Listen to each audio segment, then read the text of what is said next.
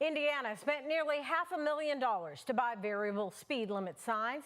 These were first installed back in 2024. Well, now it's 2 years later, and the signs are blank, like what you're seeing behind me here. Our sister station in Indianapolis, WTHR, learned these signs are now outlawed.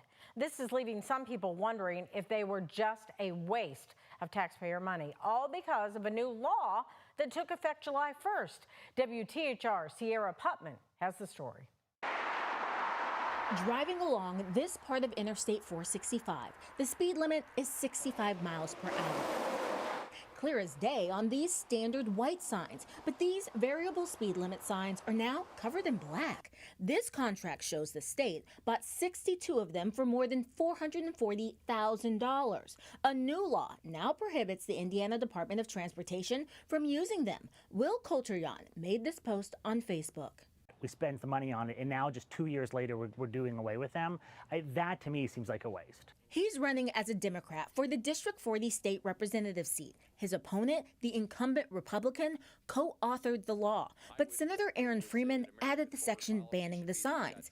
INDOT maintains they improve safety by allowing it to slow traffic based on traffic and weather needs. Here's some of the debate from the Senate floor. So let's keep every tool in the tool belt for our hardworking men and women of INDOT. Please defeat this amendment. Thank you. Ladies and gentlemen, thank you. You just heard the difference between the Republican and the Democratic Party right there.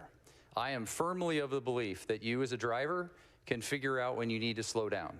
I am firmly of the belief that I don't need INDOT to put a sign up to tell me to slow down when traffic is stopped in front of me. I believe Hoosiers are smarter than that. Hundreds of people responded to Coulteryan's post about the signs.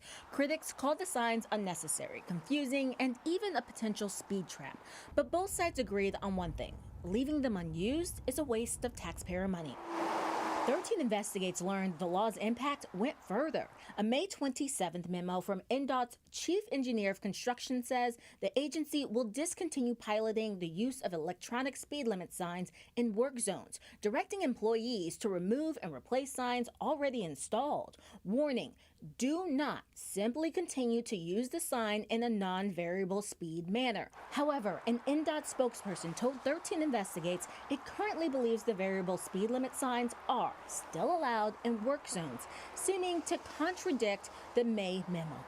We have an administration that is consistently telling us to do more with less. I think it's very important that we use resources we already have. Despite costing taxpayers $7,200 apiece, these resources will go unused. It's the law. So what happens to these signs now and the money spent on them? WTHR says INDOT told them it plans to leave the signs in place for now, ready to use in case they're allowed to use them in the future. But right now, thanks to that law, they don't have any plans to repurpose or even sell them at this point.